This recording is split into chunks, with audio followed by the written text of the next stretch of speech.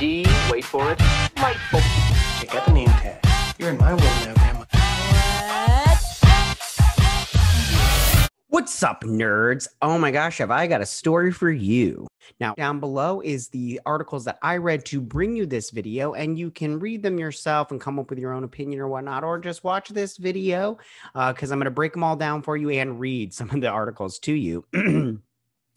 And yeah, you just go home with your day. Now, before I get started, though, I just want to say that if you like what I do here and you enjoy independent content here on YouTube, please consider subscribing to my channel. YouTube is constantly changing up their algorithm, and small channels like myself usually get pushed to the back of the line. So I please ask that you like, share, and subscribe, and I thank you in advance. So why don't we go ahead and get started? It is kind of a little bit of a doozy. So Justin Halpern and Patrick Schumacher, I think that's how you say their names. They are the co-creators of the Harley Quinn animated show for HBO Max. It used to be DC Universe, but now it's HBO Max because, you know, DC Universe didn't get anything. Now, the Harley Quinn animated show stars, you know, Harley Quinn, which is voiced by Kaylee Cuoco. And in an interview with Variety, they talked about an oral sex scene on the show that DC and Warner Brothers said no to. They were like, no, you can't have that in there. And I'll read the quote in just one second. It detailed Batman going down on Catwoman. And so this is what I believe it was Justin Halpern said. He said, Harley Quinn is also unique among the current crop of comic content in that its main character and all her closest allies are villains rather than heroes in the DC canon. That allows the show to do different things with characters that heroes simply cannot do, at least according to DC.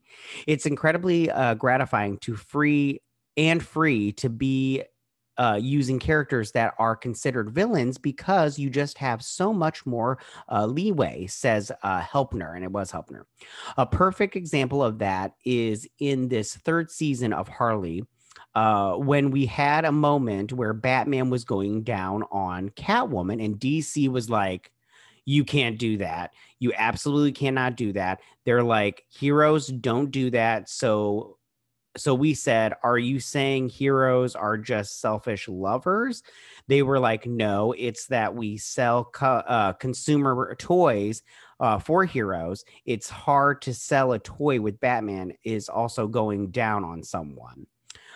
In fairness to DC, both Helpner and Schumacher went on to say that the company has been remarkably supportive of their series and has allowed them to push the envelope numerous times. Still, it remains to be seen if Batman and Catwoman will be shown engaging in some bedroom antics in season 3, or if it will simply be implied via cunning logistics. Now, I have to say right now, I'm glad that they told them no. I mean, like, listen, obviously sex is a part of life, but I just have to say that I think that having Batman go down on Catwoman is a dumb idea. It's stupid. It's like awful and tacky. It's such a tacky idea. And this is why. If you remember Batman having sex with Batgirl and the Killing Joke, I mean, that did not go over well. And like me personally, I'm fine with sex jokes, but I mean, like the oral sex idea sounds like they were just being over the top and crude and just being crude for crude's sake. Like they were just doing it just because they could. And I think that someone should have told Bruce Timm and the people that were doing the Killing Joke no when it came to that sex scene with Batgirl, because it did not go over well. I mean, like he had sex with a woman that he had basically was her boss. And, you know, and then there's that power dynamic. And it didn't go over well. Nobody thinks it went over well. And if you do, you're just crazy. But it's so crazy that people would be okay with this. I mean, some people were weighing in on it and saying that it was fine. Me personally, I just think it's better that it's not in there. And sometimes you need to be told no, because that gets the brain juices flowing, because then you have to, reconfigure stuff. You have to take a step back and do something else with that. So I'm glad. I mean, if it's in there, it's like whatever. I love Harley Quinn, the animated series. It's really great. And they tried to say like, oh, this is a show for adults. This is not for kids. And that's true.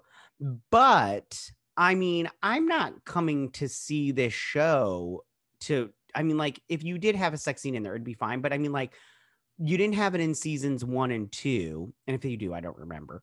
But I'm not coming to see that. I'm coming to see Harley like F shit up. I don't know why. So there's that. And a lot of people did weigh in on it, and it was super fun on Twitter, except as soon as I did that, I seen a whole bunch of like, all of a sudden everybody just started pulling out stuff from the comic books of people having sex, and especially Batman and Catwoman. I'm just like, why am I seeing this in my timeline? You guys need to calm it down. Like, this is ridiculous. Tell me, what do you guys think about this? How do you feel about this whole oral sex thing with Batman and Catwoman in Harley Quinn? Are you for it? Are you against it? Are you like me and you just think they're just doing it for shock value, and that's all they're doing it for? They're not. It's just because they're all like, oh hey, what can we do here? Oh yeah, just have Batman go down on Catwoman. Or are you somebody that's like, no, I think they should push the envelope in this direction, even though I don't really think it's pushing the envelope, but whatever.